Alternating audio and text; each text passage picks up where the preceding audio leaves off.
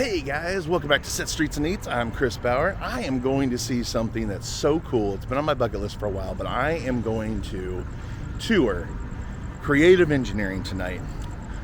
A tour given by none other than Aaron Fechter, the inventor of the Rock-Afire Explosion.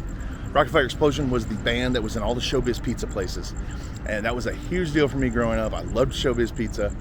Later, kind of got absorbed by Chuck E. Cheese, which is a whole long story, but he still has his warehouse right here in Orlando, Florida, and he has everything that he's ever worked on right there in it.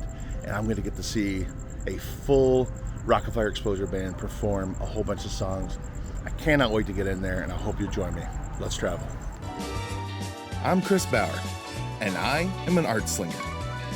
I travel around the U.S. selling artwork at comic and anime conventions, and while I'm there, I like to check out cool sites, eat great food, and see all the places my favorite movies and TV shows are made. Welcome to Sets, Streets, and Eats. Appearing tonight on 3 stages at Showbiz Pizza Place, the Rock-Afire Explosion. Summer vacation is real swell.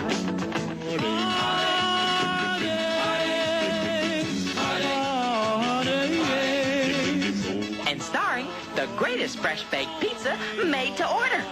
Over 60 new games and rides. We have it all.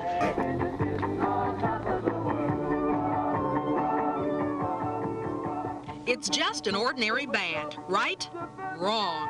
It's called the Rock-Afire Explosion, and as you can see, it's far from ordinary. I guess you call it a mechanical musical group, or maybe you call it a musical group that just happens to be mechanical. At any rate, it's a different concept in entertainment that starts at this rather unsuspecting building in downtown Orlando. Inside creative engineering, an arm here, a leg there, an eye, a hand, that's what this fuzzy thing is, are welded and bolted and all put together to make a skeleton of sorts. While at the same time, the bodies of the characters are being poured. Latex molds are made of their bodies. Add stuffing and a fuzzy little covering, and you have one member of the Rock-Afire Explosion. We once dreamed that we would be the best animation company in the world.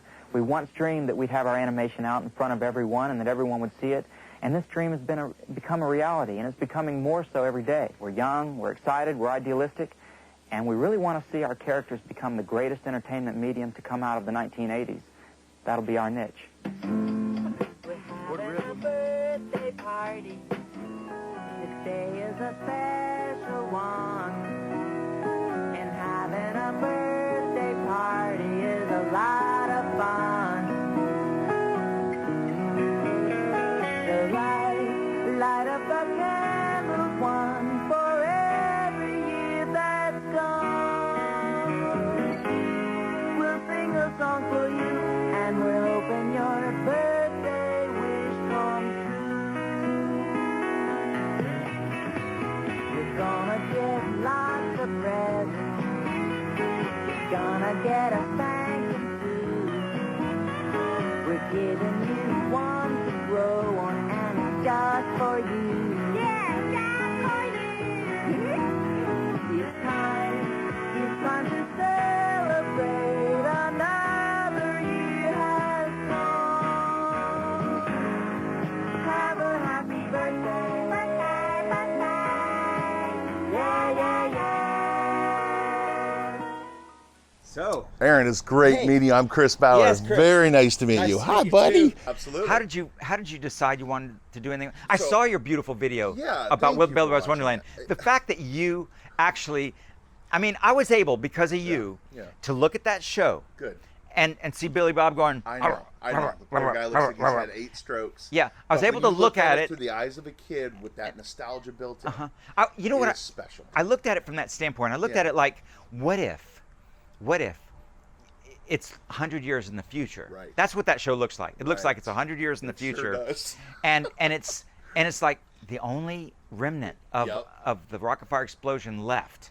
I know. In that situation, I might go, Yes. there's my babies. Yeah, exactly. They don't Right, move anymore, right. but there they are. So I'll kind of like just give you a quick run around, and you can stop and ask me questions on anything. Absolutely. Okay? Oh, that thing there, that's Billy Bob and I put a hat on him because I was doing a little green screen thing for the folks that helped Brad Paisley.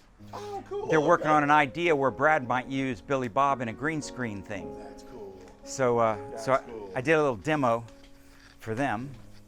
And over here is the Wolfpack 5. And we brought them up from the basement a few years ago. I guess it's been 5 years. Rock and roll is here to stay. It will always be. Happy days and summer nights. Twist and way with me. And we'll work on it again. And when I work on it again, people will watch it. They'll be able to see me doing it on the premium channel. Yeah, that's so cool. And meanwhile, while these things have been up here, a family of spiders moved in. And these are good spiders. These aren't the bad ones like we have in the basement. This is great. These are actual daddy long legs. Oh yeah, those are good. Yeah, but we got some, here's one right here, I think. Yeah, right there. Oh yeah. But we also have some brown recluses in the basement. Oh, we got a few of those back around from too. Yeah, we don't give them any mercy. Yeah. We go ahead and eliminate them. They are nasty. And this is the Moon Rockers. Okay, this was the show that came later on. It was like a different example. 1985. We're the moon rockers from the city inside the moon. The moon rockers from the city inside the moon. Okay, when I separated from Showbiz, I had 80 shows left over. Whoa. I had to sell them somehow. Nobody wanted to buy any Rock-Afire Explosions because it came from a failing restaurant chain. So we converted it. So they were tainted. They were tainted, so we converted it, but nobody wanted this either. And so we entered, that's why I'm telling you, we entered in 1985 the dark ages of animatronics. We couldn't sell this, we couldn't sell our electronimation of extravaganza, you know, with Reginald J. Flute Snoot. Later on, we had a blip of business that made us think things were coming back, and we created a new show we called the New Rock-Afire. Yeah. But it was short-lived because there just really wasn't the customers. Right. Yeah. People had gotten desensitized to it. Yeah, and it was, It was no big deal anymore. yeah, it was no big deal. Even with new shows, you know, like, I mean, I could watch a new show on the Rock-Afire Explosion every week. If you gave me a new one to watch every week, I'd be happy to sit down and watch it. But that's a small group. So this is the melting moose mask. This is a major attraction around here. Yeah. The kids come in here, they all want to see this. Holy cow. God in heaven, you know that I love what I do for a living. I do. Hump but Jesus. Because it took 20 years for it to drip like that onto the TV and the table and the floor, and another 10 years to harden into a crystallized substance. That's awesome. I know. But that's what latex does. Yeah. Just like that wolf man next to you. Look at his face. Oh, yeah, It all just come dripped. apart. It just came drip. So that happens. It doesn't happen to every single piece, but every single piece of latex deteriorates over the years. Right. It would. For sure. Yeah. So the kids love that. So I couldn't fix that moose now if I wanted to. No, they want it to looks see the really melting neat. moose. Yeah. And this is the forerunner of Billy Bob, and he's with his brothers in the band called the Hard Luck Bears. Hard Luck Bears. Yeah, and his name was Billy Wilbur, and he's big like Billy Bob, and he had Billy Bob's voice, and he plays the guitar, and he's a mama's boy. Uh-huh. Look at them eyes. Yeah, he's a mama's boy. And then there's his mama. Oh. So he's hiding behind the door. Yeah, Ready to kill. and she was in her own on stage, Yeah. so that she could tell the boys, now y'all, I got to go down and see dear old, I got to go put some flowers on dear old dead Pappy's grave, and I don't want y'all to play any honky tonk music while I'm gone. No honky tonk. And they promised that, and then course. and she'd have a bird next to her, which was the beginnings of Looney Bird. Oh, okay. And that bird had a big mouth, and the bird says, "Papa ain't dead, Mama. He's living down in the holler with Miss Kitty." And she'd hit him on the head with a frying pan, and that's why he's got a lump on his head, Right. and a plant growing out of it. That's awesome. Okay, that makes sense. This is where I have my collection of anti-gravity freedom machines. also known as the AGFM. Right. So this invention right here allows you to be free of that, and people who hate all of that stuff and want the technology to be able to send messages to each other can now do it with the anti-gravity freedom machine. Allow me to demonstrate. Please demonstrate. Go ahead. Let's say I want to send a message to you. Okay. Okay, you've got a machine in England. It's connected to your phone. I've got an line. anti-gravity freedom machine in England. Yes, I've got one at my house in Orlando, Florida. We're both plugged into a normal telephone line. All I want to do is press clear letter that gives me a clean page. It's saying, okay, yes, for sure. Clear the screen. Now that gives me a clean piece of paper. That's all I wanted. Now I type a message. Hi there. Okay, I bro. like the message. Okay, that's the message. Now I want to send it. So I press the button that brings up the list of people that I can send the message to. In this case, I'll push this button right here. Listen to the noises. Yes, okay, and I'll press done. And now all it's asking me for is a title for the message, and that's it. And we'll just title this message, Hi there from me. Okay, that's for right now. Okay, press the return key and we're done. Now that message is being stored on the disk and only your disk, not out there in some server somewhere where people can hack into it and get your messages. And now the machine is picking up the telephone line, it's dialing the number, it's sending it down to your machine in England. In only seconds, you're gonna get the message. Now let's go over there and see what happens. Let's go. Come with us, Paul. Let's run around this way. Now you can hear it transmitting. That particular modem algorithm is completely proprietary to our system. That's what makes it so economical to do this. We designed it from the ground up. Ground up disk operating system, ground up modem algorithm. Now at this time, it's put it on the disk and you can see the little light blinking, new mail. It's got a blinking light. It had a blinking light. It's not a software thing, it's an actual blinking light. It's got knobs as well, shiny bits. Yes. Aaron, what more can we say? Bill Gates, look out. The anti-gravity freedom machine is on its way. Oh, and before I turn on the main lights, look at this. This is our sexy blue light room. Ooh. So it's the executive boardroom. And this is where we met and had all of our important meetings. Yeah. The logo. And yep, that's right. There's the creative engineering logo. So really, you ever wonder, like, if you would have been like what, a year or 2 years earlier? Yeah. I'm sure that goes through your head all the time. But I am thankful that I wasn't. Really? You know why? Why? Because if I'd have gotten a start and people were buying my machine, and then 2 years later the internet came along and I wasn't ready for it, it wasn't going to change anything. No. I wasn't going to get a piece of the internet. No, that's a good point. That's a very I was good going to be point. wiped away. Yeah, you would have been. My investors would have been wiped out. I mean, it would have been a bad You'd have scene. been on the hook for all that and felt really bad about I'd have it. felt terrible. So I But got it's such a cool idea. I mean, you were ahead of the time. I got a lot out of it. Such a cool idea. I gotta say, I'm loving all the old computer equipment. I know that it's just been left over, but it's like an antique store of computer equipment. Oh, I know. It's fantastic. So this is the costume shop, and now we're getting into the part of the building that blew up. Yeah, okay, I heard about this. That's right. Oh Yeah, so all of this was blown up, and we sorted it back out. We put up a new ceiling. You know, we've still got problems here with the rain coming in. Sure. But this is where all of our costumes were designed. You know, all the costumes that the characters wear. And for a while they were made here, but after a while it was just the design room where things were designed and the first prototypes were made. And so you'll find things like our walk-around heads and our costumes. And I've got a buddy that actually has a Billy Bob full costume. oh, really? Yeah. Did he get it from me or did he get it from a store? I don't know. I didn't ask him where he got it. He's done a couple videos with it. I don't know where he got it from. Awesome. But yeah, he walks around in it, and he loves it. Yeah. Yeah, it's going to be funny, this stuff that's still floating around years from now. So this part of the building, major damage from the explosion.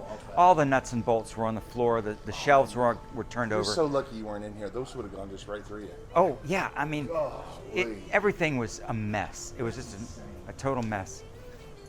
I think it would have been... Oh, yeah. ahead, yeah. Oh, no. I think it was the sonic boom that I would have feared being here for the most. But look, it ruptured that door over there. Oh, yeah.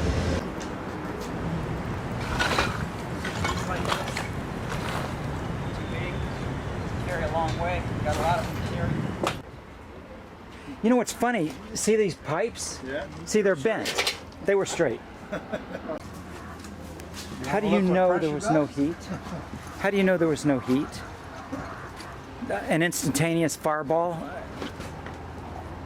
Okay. And this is a lathe. Aaron, look at this. That's incredible. Oh. Wow.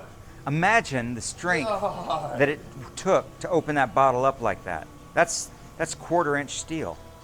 That's not, yeah. And it's it not even didn't moving. it didn't have any seams in it. Oh, It was just solid wow. 1/4-inch steel. And that was from, you were working on a new kind of fuel, right? Yes. Wow. God, that's amazing. And I still work on it. But I'm not keeping it in these bottles anymore. Right. Because I understand what happened to it now. Okay. But it makes the most delicious steaks and hamburgers Really? you've ever tasted in your life. God. It's worth coming back sometime. We can throw some steaks on the Hydrilium grill, solve a few more of the world's That's a cool problems. name. Hydrilium? Yeah. Oh my God, that's so cool. Yeah, because it's hydrilium like helium, Yeah. because it's lighter than air. Okay. And hydra is because it has a significant similarity to Yeah. hydrogen, No kidding. but it's not hydrogen. So it's just a very cool, very delicious food is cooked over this That's fuel. awesome. And it doesn't give off any toxic fumes when it burns. Really? Yeah. So you That's could run important. a generator indoors on Yeah. this fuel. So it has a lot of benefits, and it's just another darn thing I'm working on though. Yeah. And I feel you got bad. a lot of irons in the fire. I know, that's why I have to live so long. I would love to see all my dreams 130 reach might not be enough. fruition, but you know what? Walt Disney died before Disney World opened, Sure did. He sure did. and and I'm Yeah. aware. He died. I'm aware. Long before he probably should have. Yeah. I mean, if that was today, he would have been saved and had a way longer life. Yeah. And as it is, we're just going to have to thaw out his head. That's right. Him and Ted Williams have been frozen. Yeah, but I kind of think though he's going to be disappointed in Epcot. Yeah, that was not the way he wanted it to go, but his brother had other ideas. Yeah. Go down. Let's take the elevator. Okay, so this is, I call it the haunted elevator. It absolutely looks to be. And it was built over 100 years ago along with the building. And there is this is why I think it's haunted, because there's a pair of overalls that were there when I moved in. Are you serious? Yeah, they've been hanging there since, well, long before I was here.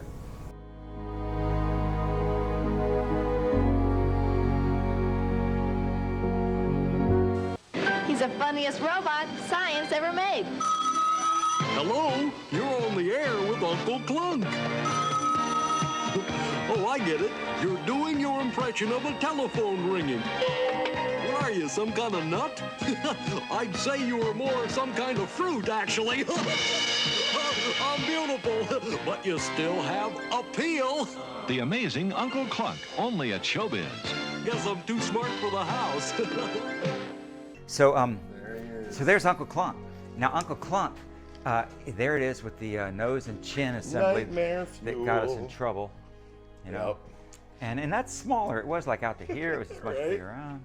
Hung down a little bit. Yeah, it was There's nice. his banana instead of the telephone. And you know what's funny about it? You know, as latex ages, it falls. Right, yeah. You know, but fortunately, you know, it doesn't. There's not enough He's sticking out. in Here. great shape, though. Look Yeah. at that suit. Yeah, it's perfect. Look There's at nothing that wrong with that. suit. Yeah, perfect. How many stores did he get actually installed in? I think that we ran them through all the stores. We had Really? 40 of them, Nope. and we put them in one store for a while, like a few months, and then moved it to another store. So I think that at some point, all the stores had an Uncle Clunk for a couple of months. That's awesome. But the executives picked trouble with it, and so he ended up coming back in my warehouse. But eventually, I'll work on them again. I'll hook them to the control system. We'll put some new shows out, and Uncle Clunk will live again. That's awesome. Sort of loose characters. There's a Looney Bird, No kidding. and then there's a Duke in here. There's a Beach Bear over there. But here, we've got a collection of everything you need for a show that's the last created show. Wow. Yeah, That's the last one. awesome.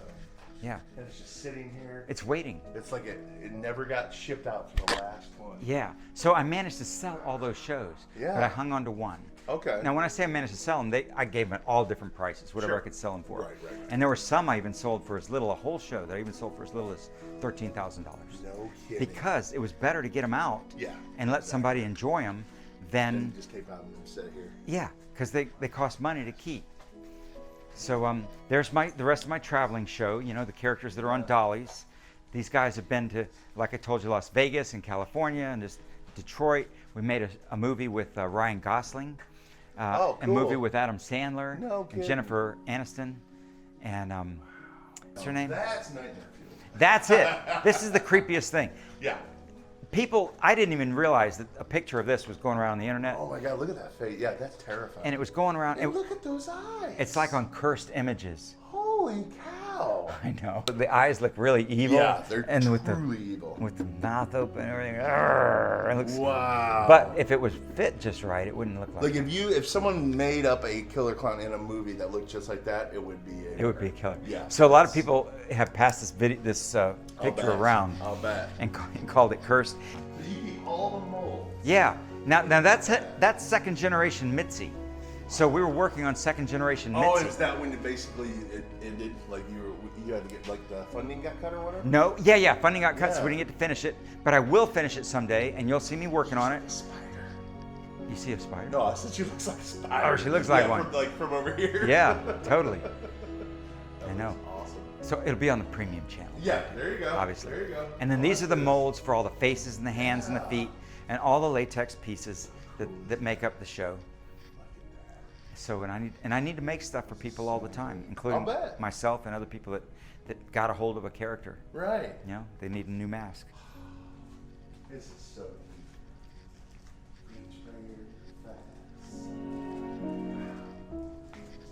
So many of them. 'Cause I mean, so many pieces. There's so many pieces, you know. Like over here, we've got a lot of the moon rockers stuff. Oh, sure. There's the mask mold for the female. It's got those big wide ears, you know, and there's the dragon skin, and yeah, there's the dragon body part. That's neat. Very cool. Look at that. More and more equipment. Wow. Yeah. That is crazy. Yeah, I have a studio in here. This was the first studio that we built to do our recordings in, and and we used it for about a year before we needed to move to a larger studio. God, this is the studio time forgot. Look Yeah. at these old organs and pianos. And here's one just like it that actually comes on with the breaker, and I love how it sounds. So every once in a while, I'll just let my dog lay there and play that.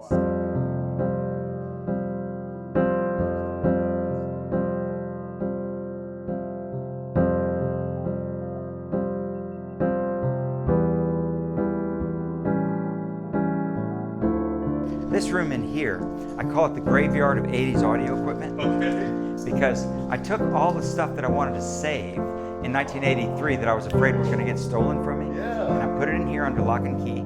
And so you'll see things like my VCRs and my electric typewriters, my color computer, Radio Shack computers, and then there's a few Apple computers. Laser disc players. Yeah. 8-inch floppy drives. Wow. And so these are our records that I've got. These are the ones I've got left. They're in perfect condition. And when did you guys put those out? In 1980 through 83. It's a roast beef sandwich. Yeah. Those are awesome. And the Beatles medley. How cool is that? Wow. Of the Dukes that were getting ready to be shipped out. Actually, they were getting ready to be finished. They still didn't have his hands on, so I could tell these weren't quite ready for the boxes yet. And that doesn't have anything to do with the No, it picture. doesn't, but it's cool. Yeah, it's just set there, you know, like the logo. I got the name. And I'm telling you, the nostalgia factor is great for my age group because a lot of them Come together, it just leaks. So there's my last used beach bear. We have a 7-foot-tall Shakespeare reciting gorilla with miniature animatronics for the home. And this guy you could connect to your Apple IIe, and he would teach you how to use it. Shut up. Yep. That's awesome. But he had a tragic flaw. They saw it. and said, "Oh my God, that's the creepy."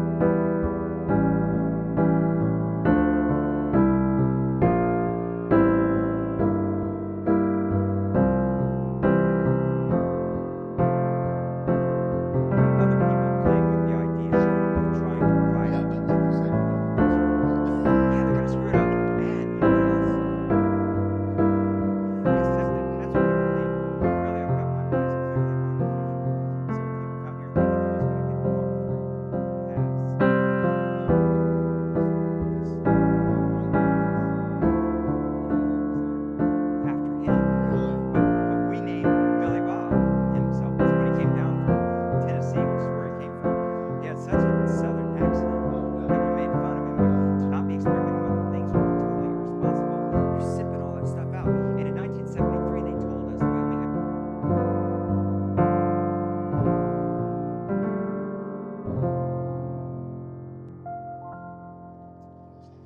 So that's why I do it. You know, I'm just imparting a little bit of joy. So cool. I Well, really did. well, let's bring you back to when the Rock-Afire was fresh. I'm excited. Let's go in there Oh my and God. see the show. Yes. Okay, so this is my programming room Okay. and my my video studio. Sure. Okay, so here's the way the show stages looked in the 80s at Showbiz Pizza Place. There was 3 stages, as you see. A big center stage and 2 small side stages. Small, relative. And so there's 2 characters over here, you know, Billy Bob, Looney Bird, and 2 over here, Rolf and Earl, and then 4 characters plus some support characters on the center stage. And this was my vehicle for bringing the music that I loved to a new generation. Right. And I thought the new generation I was bringing it to was the kids in the 80s. Right. But it turns out that it's more the kids now, even than in the 80s. Well, I always used to think back in the 80s that I was really glad that I got this start so young. Yeah. I'll Because bet. that meant that this day, when this day arrived, Yeah. and people, you know, and I would be old, you know, theoretically, or even You older. do I mean, not look old. I'm not there. I'm not really old yet, but I'm 67. I'm old enough. You're you know what? kidding me. You're 67? Yeah, I've lived past my childhood life expectancy. I really consider the show to have 3 elements. Okay. There's the visual itself. There's the characters. Yeah. Okay, which you get even if they're not moving. And then there's the audio. That's the songs and the show tapes. And at least that they were able to play in full fidelity over there at Billy Bob's Wonderland. Yeah. And then there's the lights. The lights are as important part of the show as the music. And so when Showbiz started bringing the lights up in the room because they were worried about it was too dark in the showroom, and then they removed the walls altogether, just like it. I think the walls were pretty much removed in Billy Bob's Wonderland. Yeah. They were. There It was wasn't no in more- its own room. Yeah, there was no more walls. That ruins the magic of the show. You're no longer in a theater, so to speak. Right. It's not part of a show. You're just part of Yeah. the tables. Yeah, and when I control the lighting, I control your attention because I tell you where to Yeah, look. pings.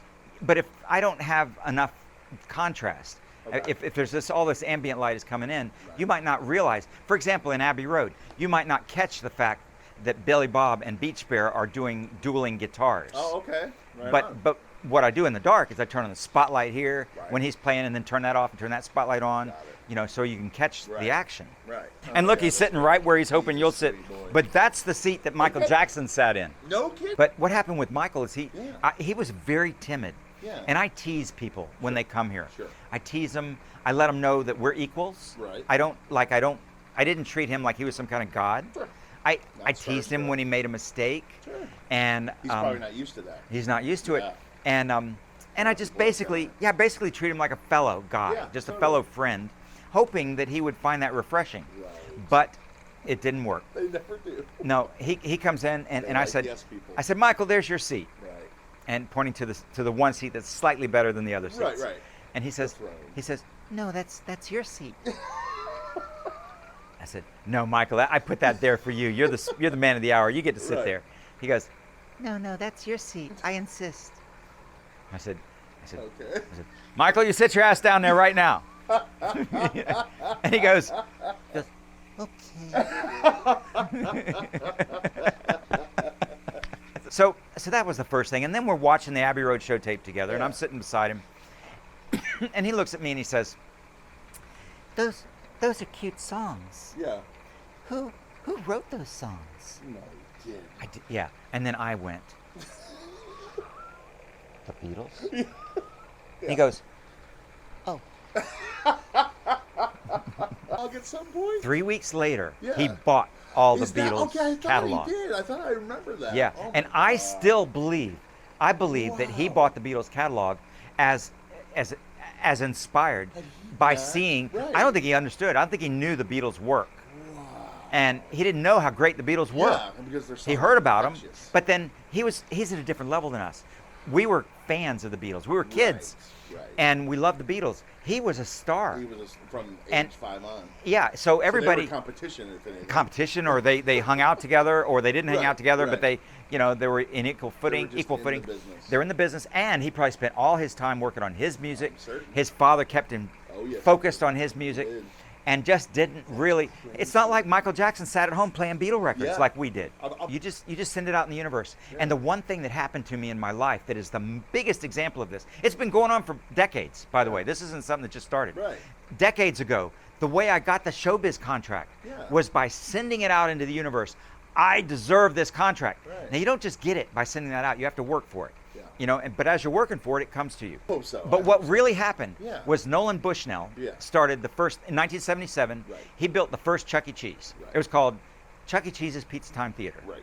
And it was in California, and he had 7 of them when I met him in 1977. Okay. Or was it 78? Let me think. It was 77. Okay. Okay. I met him at the International Association of Amusement Parks and Attractions, and I had a bear, a singing bear. Yeah. And it was a great bear. Right. It was almost as good as anything I've got now. Right. So I met Bushnell, 77. I had a bear, and he saw the bear, and he introduced himself to me and says, "Hey, I just started this restaurant chain. I've got 7 going, and I'd like to buy a piece of your animation, and use it in." And I might buy animation for all my restaurants. It could be a huge contract for you. Right. Well, my instinct said, stay as far away as you can from this guy. Really? Yeah. Okay. This guy is going to buy, and it wasn't just because of him. It was because of other people that I had sold some stuff to, even in my first couple of years. Yeah. They buy it from me, and if they've got the ability, they'll take it apart, figure out how it works, Reverse and they'll make it. Yeah. And that's what I was afraid of. He would have had the opportunity. Or the Sure, he started Atari. Yeah. What am I going to do? This kid, I was a kid, and I Right. built a bear, and I'm going to sell, and he's going to buy him from me because I've got something special. Right. He didn't respect me Right. like that. Right. No, and nobody did. Yeah. They all, my first bunch of customers all bought stuff from me, and then started their own animation company because they thought I had, I had a great racket going. Right. You know, oh, there's nothing in there. There's hardly anything in there, and you're selling them for $15,000. There's nothing in there. Wow. So we want to do that. Right. So they all did. And now I knew Nolan Bushnell would buy one bear, get it back there, reverse engineer it, and that'd be the last I'd ever see of him. You're right. And so I said, nope, I'm not going to sell you a bear. I said, that's not the way I'm going to go. So he got the message. Sure. He came back in 1978. Yeah. I was there again. But this time, I had a full show, Right. the Wolfpack 5. And so he comes, and he sees the Wolfpack 5, and he sees the attention I'm getting. And man, I was winning awards for the Wolfpack 5. And it wasn't just because the animation was so good. The animation was great, and it was a full show with all bunch of characters. But we were doing music from the 50s, like Sha Na Na, Right. like doo-wop music. Yeah. And I had hooked up with a band. The band was called Clutch. Okay. And they rocked. Really? Yeah, and I captured their music, and they helped me. Because when you're on your way up, and you don't have a lot of money, people will see what you're doing, that I can help you with that. You need us, and we'll work for a 6-pack, and we're just going to help you do this. We don't even know if there's a future. They don't tie you to contracts. They don't make you promise this, or you're going to pay them later. Right. They just come and help you, especially if you're young. Yeah. Being young, man, Yeah. really helps. I It's tell all the infectious. kids, start a business when you're like Absolutely. 10. Yep. Start your first business at 10, and then in 11 you grow it a little bit, and 12, man, I'm going to tell you something. People are going to help you. They're going to push you, and they're going to help you, and they're going to pull you up. And then when you get to the top, and you're a success, that's when they start shooting you. Kapow, kapow, kapow. 78, he comes to me. I've got this show. I'm winning awards. Yeah. Man, there were so many people trying to see the show. This is at a convention where there's aisles and stuff. Right. There were so many people. You're familiar with that. Yeah. They were clogging. The aisles were so clogged. Yeah. You couldn't.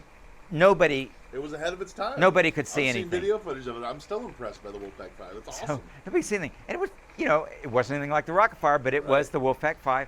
And I was winning awards, and Nolan Bushnell comes. He says, all right, you wouldn't sell me a bear last year. Will you sell me your company this year? Well, I knew again. I said, hey, I'm on the way up, man. You're going to be buying low. Right. I know you're not going to pay me what I really would think would worth. If he'd have said, Aaron, I'll give you $25 million for your company, I would have sold it. Sure. But I think I knew what he was all about. I researched him. He wasn't going to give me any cash. Right. I didn't even ask him for an offer. But I know what he does. He offers you stock in the company that he has control over. Mm-hmm. And he has control over the value of that stock. Yeah. And the stock's not worth anything anyway, especially by the time, if you hold on to it long enough, he'll make it worth nothing. Oh, and that Atari stock wouldn't have lasted more than a few years. No, if that stock was worth $25 million and he gave it to me and it was tradable, Right. I'd take it. But no, it's not tradable. You got to hold on to it. Vested for like 4 years. Yeah, it's not going to happen. Not going to happen. He's going to take. That would have screwed you because they went up. What, they go bankrupt in '83, didn't they? Yeah. Oh my God. Yeah, I think officially '84 maybe, but anyway, in that range. Right. So I told him again. I said, no, I'm not gonna sell you my company. 1979, the next year.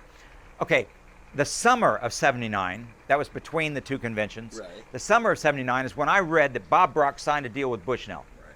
Brock is going to develop 280 restaurants. That should be my deal. I immediately sent a message into the universe. That should be my deal. I said, I tell you what I'm going to do. This year, we're going to go to the convention with the Wolfpack 5 and a whole nother show, the Bear Show. So we're going to take a rock and roll show and a country music show. We're going to have both shows at the convention at the same time, and we're going to play one and then the other and then one and the other. It's going to blow people away. It's going to be so fantastic that I'm going to get that deal. Right. And somehow or another, I'm going to ask it. I'm going to invite this guy over. I'm going to say, you better look at this. You better decide if you really want to be with Bushnell. He's got this little animation that does this. Right. Okay, so in 1979, I brought those shows to the convention, and we were packed. Yeah. We had so many people lined up to see us. My dad was negotiating contracts for me, and we had everybody lined up. And my dad was having a great time. You know, and every language. We had to get interpreters. Right. You know, we had to get Japan, Chinese, Greek, French, Italian, Spanish. Yeah. We had to get all kinds of interpreters to help us understand what these guys wanted. And we were writing contracts for these two shows. And we were writing so many contracts and we were so busy, I completely forgot about Bob Brock. Sure. And then after the convention, he calls me. Yeah. And he says, Aaron, my two men were there, and they saw what you had. And I am disturbed, to say the least, that I'm involved in this contract with Nolan Bushnell after finding out what you had. Right. Now, I didn't get to see it myself, but I want to see it. I want to come to Orlando and meet you and see it.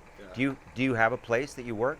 I said, yeah. And I had this building, by the way. I bought this building in '77. Building, I had 325 altogether in various buildings. Oh, gotcha. But and that was in 1983 after we got the contract. Sure. But in 1979, I still had 30, 40 employees in this building, building shows, and I had a nice office. Yeah. Okay, my office, we dolled it up because Yeah. I was a young man, and I wanted a nice office, you know. Of course. And I wanted a nice desk, and I wanted a nice chair, and I wanted nice curtains, and I wanted beautiful paneling.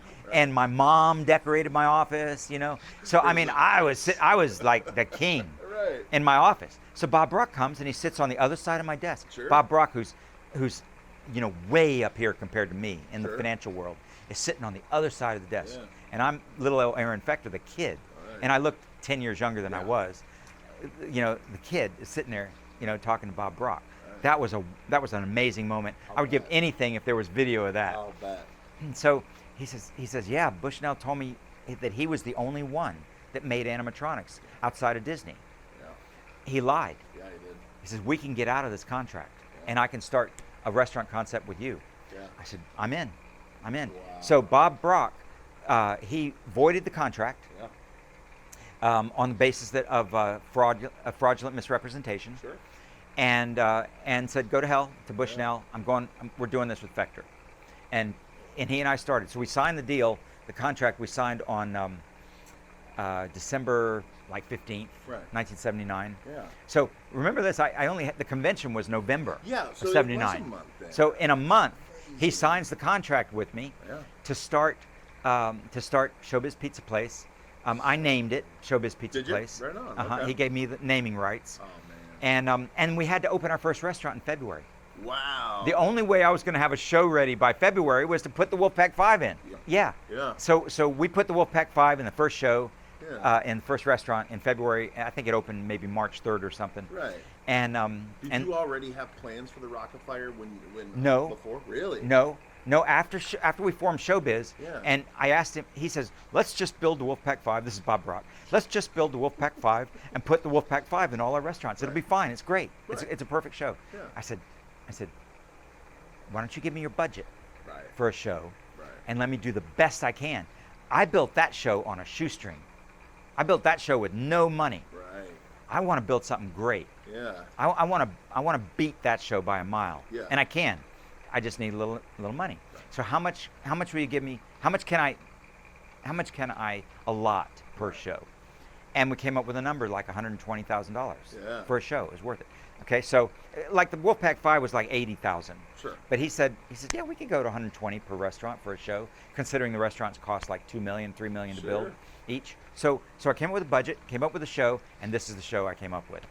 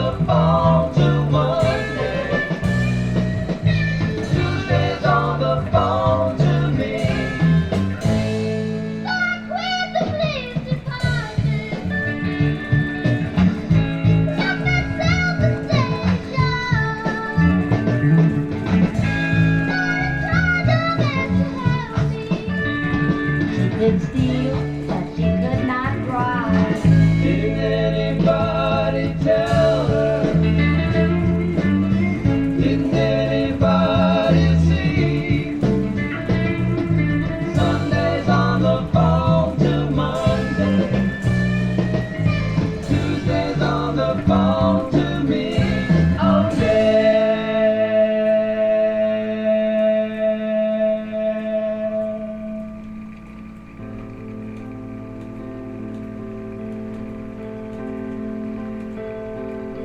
Once there was a way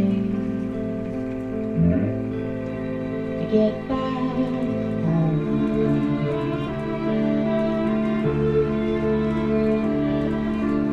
Once there was a way to get back home. Sleep really good and do not cry. And I will sing a lullaby.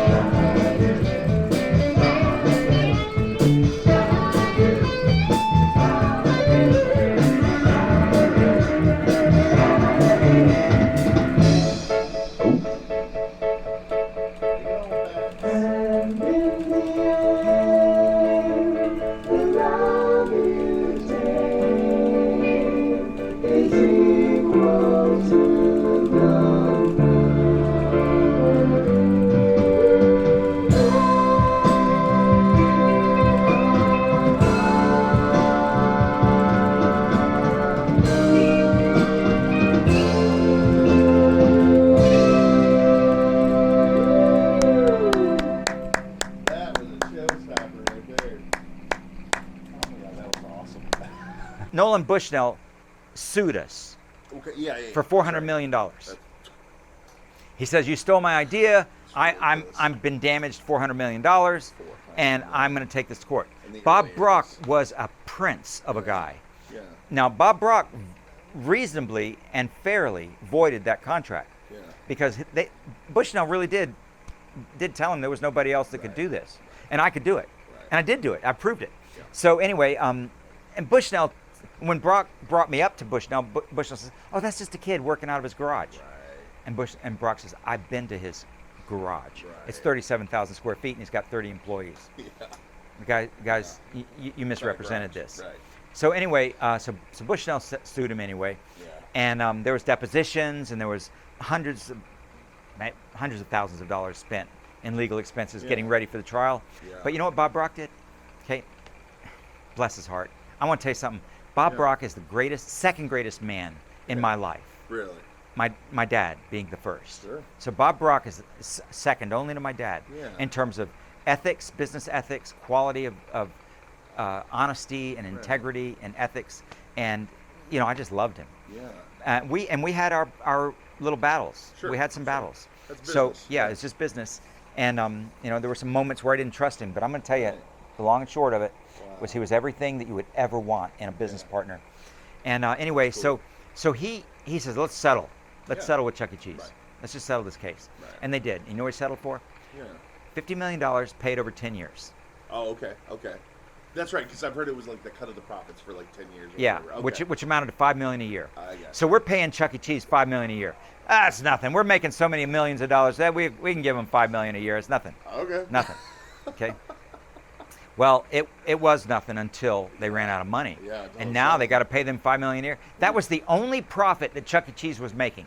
No. They were losing their They were ass. just making it off of All they were making was that royalty payment from Showbiz Pizza Place. And Bushnell, meanwhile, was fraudulently misrepresenting the opportunities to invest in Chuck E. Cheese to new investors. He was stealing everybody's money. Sure. He could have easily been strung up by the SEC. Yeah. But he ended up getting in trouble anyway. Yeah, and I don't really know what trouble he got into. Right. But he did not reap great rewards from what he did. Right. And then we start having financial problems. Right. Well, Bushnell was going out of business first. Yeah. He was ahead of us by at least a year or two. Sure. But we were headed the same place. Right. And so Bushnell's bankrupt. He's even out of the company now. Yeah. The investors came in, kicked him out, and now it's just basically the people who have financial viability in Chuck E. Cheese at this point are the franchisees. Right. They're not broke.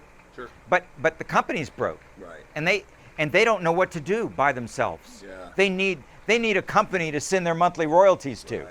For some reason. So what do you need a company to send your monthly royalties to? Why don't you just keep your entertainment center going? Make your own ad. Oh, well, we need. One guy said it this way. He says, "Oh, we need a star to hitch our wagon to." So I don't understand that, but okay. Right. So anyway, Showbiz Pizza Place looked at the opportunity to absorb Chuck E. Cheese's assets, but not to absorb their liabilities. We did not pay a dime to Chuck E. Cheese to take their name, the copyrights to their stupid characters, all the equity and anything they had, or all the restaurants. Right. So we took it all over for nothing. And the reason that the bankruptcy court gave it to us and approved the deal was because that was a possibility that we could get the whole chain working better. We would close the worst stores, but the best stores would stay open, including the franchise stores, would stay open, and there would be a star to hitch your wagon to. Sure. That was the deal. Wow. So what do you think? I didn't want to do that. Right. I vetoed it. I vetoed a lot of deals that they came up with to try and make Showbiz last, to try and put Showbiz back in business, because they were all stupid. Yeah. A lot of deals. There were things that they suggested, like for example, changing the name of the restaurant to Barnum and Bailey's Showbiz Pizza Place. No kidding. Yeah. Redo the whole thing as different like circus characters? Yeah, they were going to want me to redo the circus to circus characters and change the name to Barnum and Bailey, because somebody knew the guy that owned Barnum and Bailey. Sure. Says we could pay Barnum and Bailey a royalty and change it to Barnum and Bailey. Our problem is that people need something different, and circuses are more popular than Showbiz Pizza Place. Barnum and Bailey's more popular than we are, so let's hook our name to them, and they'll start coming in droves again. Yeah. I said, no, they won't. Yeah, no, they won't. No, they won't. They might wonder what's going on and come in once, and then they come in and they see all you did was dress Billy Bob up as a clown, and you didn't add anything. And they start asking me questions like, Aaron, would you mind making replacement parts for Chuck E. Cheese characters? I said, yes. Yes. Yes, I would. I do not want to make replacement parts for Chuck E. Cheese characters. That's not what I signed up for. I beat Chuck E. Cheese. I do not want to make Chuck E. Cheese head turn mechanism. Okay, it's all right. Totally. Just checking. Just checking. You know, and some people think I made a mistake with that attitude. But get it. But I felt like I had one life to live, and that life was not going to be making parts for characters that I hated. A successful show that has Yeah. absorbed the old show. Yes. Yeah. Yeah, I just didn't want to do that. Anyway, so they said, well, we're going to do it. I said, you can't do it because I own 20% of Showbiz Pizza Place. I have veto power. I'm not going to let you do it. So they negotiated with me. They bought half of my stock. Okay. 1985. Yeah. They bought half of my stock for like $3.5 million. Yeah. So I still own 10%. Right. But the half that I sold them gave them the power that they needed. And the reason I had to do that, because if I didn't do it, they were going to dilute my ownership to the point that I no longer had voting power. So to them, the cheapest way to handle it was to give me up to $3.5 million. That would save them some money, diluting my stock. And I figured, okay, I'll take the $3.5 million and I will budget it to keep myself in business and until I can live to fight another day. And I take my show with me. The rights to my show. Yeah. They wanted the rights to my show. I'll bet. They said, we'd like to keep your show on our stage, but you got to give us the rights. You can't own the rights anymore. I said, I'm sorry, I'm not going to give up the rights to my show. I mean, I'll continue developing it for you. I mean, you don't have any problems with the show. You like the tapes. You like the show. It's going to get better and better. Yeah. So why do you need to own the rights to it? Right. So so I went my way and they went theirs. Yeah. Oh, and this is the important thing, the takeaway. By absorbing Chuck E. Cheese's assets, the most important asset, they had the name, they had the characters, they had the franchises that were making money, and they had the $5 million royalty that they no longer had to write a check for. So they were already $5 million a year in the black by taking over the assets. And they did not absorb the liabilities. That's an important, funny distinction. Yeah. Because they didn't take on any of their debts. They just took the assets.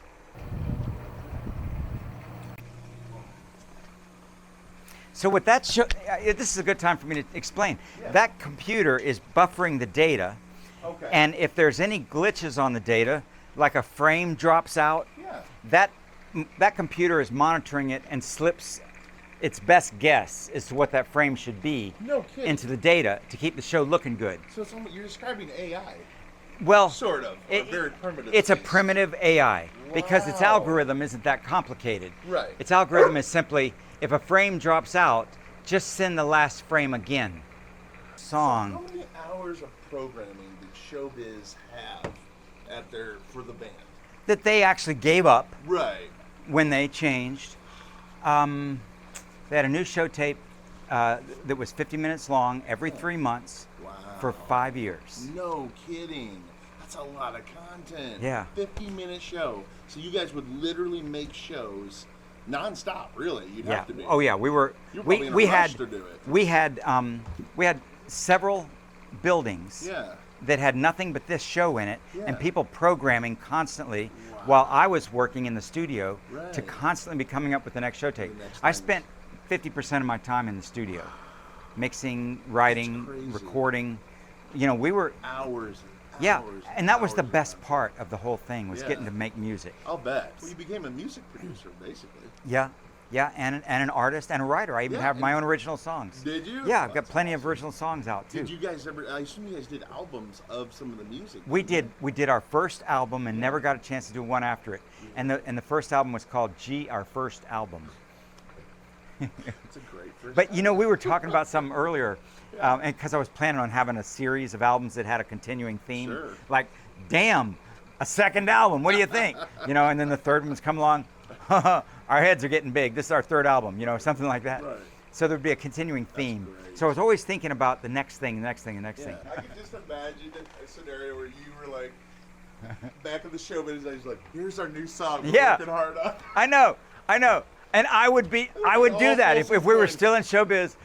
That's what I did. Well, one of those did happen. Oh my God, really? But it was an accident. It wasn't meant to be. Funny. It was Disco Christmas. It was 1981. Yeah. It was we put together a Christmas medley using the disco musical style, and that'd be good. And I got accused, and I did put something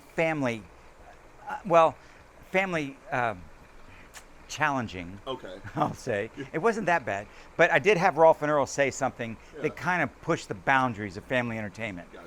But I didn't get yelled at for that. Yeah. What I got yelled at was something that Mitzi said that they think she said, but she didn't say. What? They thought Mitzi used the F word. Are you serious? Yeah. Yeah, it wasn't even clever. They just thought she came right out and said, here comes Santa Claus, fucking down Santa Claus Lane. Said walking? Oh Yeah. my God, that's but hilarious. she was singing, the girl that was doing it, that was before I had my permanent voice for Mitzi. It was like one of the in-between singers. Sure. And she was singing in a way, she was pouting, and she was singing with a little character in a voice. And it was a disco beat, so Duke was going shoobada, shoobada, shoobada, and it's on the record, shoobada, shoobada. And then she's singing walking down Santa Claus Lane, and the shoobada and the walking came together, and she was pouting, and it kind of sounded like, if you're thinking fucking, you'll hear fucking. And it worked every time. gold. So they called me up and they told me what I did, and I couldn't believe it. And I put on the record because we were selling records. We had it in the gift shop, and it was popular. Everybody loved it. Bob Brock loved the show. All the kids loved the show. We were selling them at the gift count, and I put the record on the record player, and I played that part. And by golly, I could hear it too. Right, once you were looking for Yeah, it. once I was looking to it. So I tried to explain to him it's an acoustic phenomenon, and if you're not looking for it, you won't hear it. And I could play you the tracks separated so you could hear that she Sure. never said that. Of course not. But Bob Brock never forgave me for it. He never believed me. No Yeah, kidding. he says, I know you did that on purpose. What? Yeah, so he must have meant that even though it was an acoustic phenomenon, that I did the phenomenon on purpose or something. Why? To what end? You To know what I end? mean? Like, Well, because I'm a mischief maker. But there's accidents that occur. Like for Sure. example, Uncle Clunk. yes. Uncle Clunk come out looking like he's with the Right. chin in the nose. Yep. And it was worse before we fixed it. No kidding. Yeah, when he originally had a cleft in his chin. No. Dude, you know, and I didn't even notice it. I was so Sure. innocent. Totally. I was so innocent, and I believed in my artist. Right. My artist, the same artist that sculpted all this stuff, he didn't do that on purpose. No. It's just that we were doing a parody of what the real guy looks like, who Right. did the Uncle Clunk Like a voice. caricature. He has a great big nose, Yeah. he has a great big chin, and by the time Dave finished it, it looked like, you know, a dick and ball sack.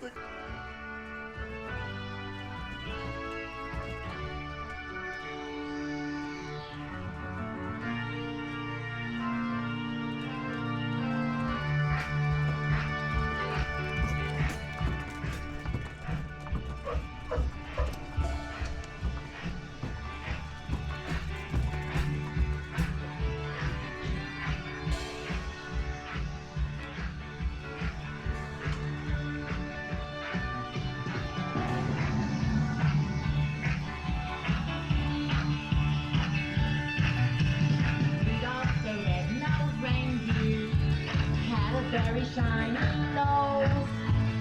And if you ever saw it, you would even say, "Close, close, close, close." All of the other reindeer, they loved him and they all called him bad names. But you know what really happened, folks? He led them off to victory, did everything, and everybody was happily ever after.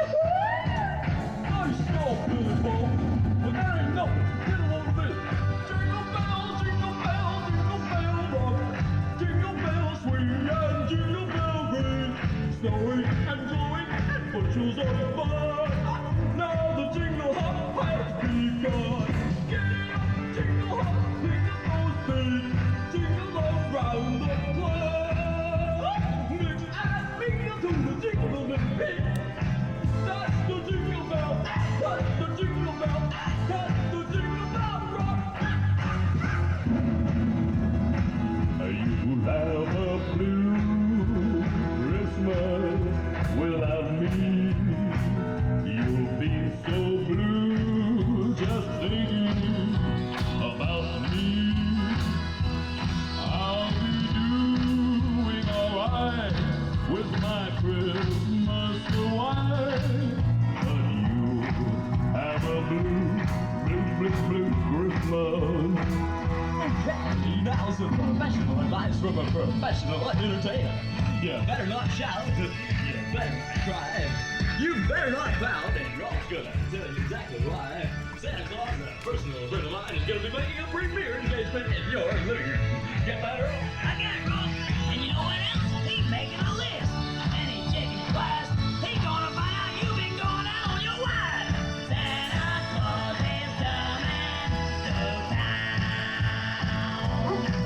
come on, don't tell anything about my personal business here on stage. Come on, how about that? Chestnuts roasting on an open fire. You have to wait just a minute. Nipping at your nose. Though it's been said many times, many ways, Merry Christmas to you.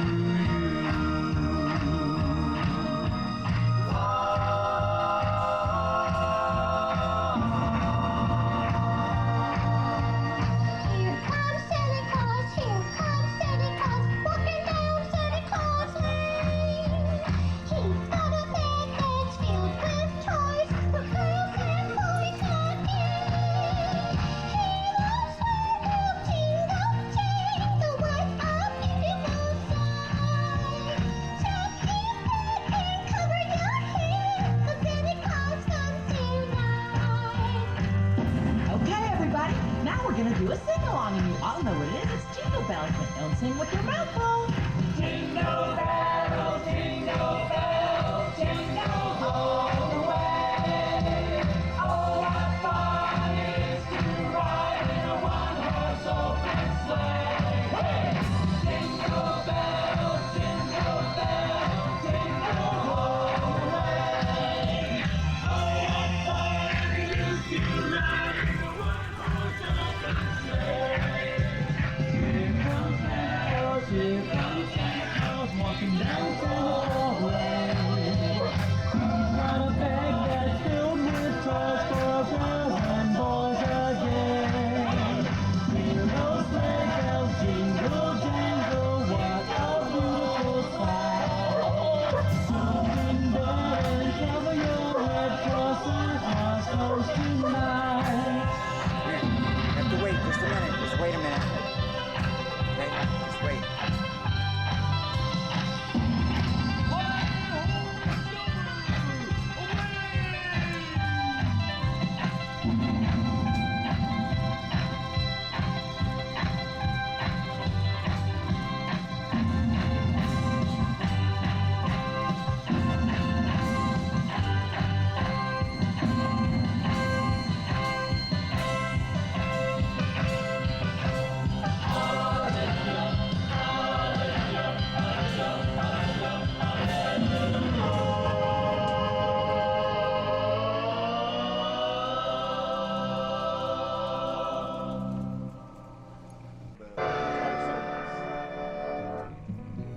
Her Majesty's a pretty nice girl, but she doesn't have a lot to say.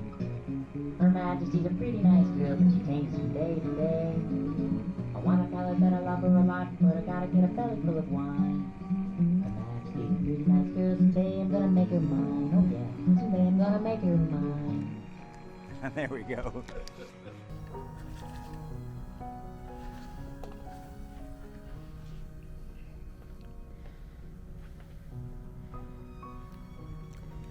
One time I gave a package like this to a kid who came in here. Yeah. And fortunately his parents were with him. Yeah. And I gave him the package and he Right. says, could you sign it for me? I said, sure. Yeah. And he says, and I signed it. He says, no, I mean every page. Oh my God. And his parents said, no.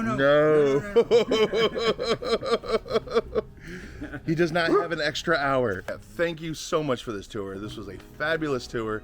If you have never done this tour, get on Aaron's website and book it. I'm telling you, you will not be disappointed. Yep. So here we are, Super Tours 21. There we go. We're tour number 13 on day number 9. I'm telling you, people are doing it. You got to get involved. It's going to be awesome. We'll see you next time. Bye.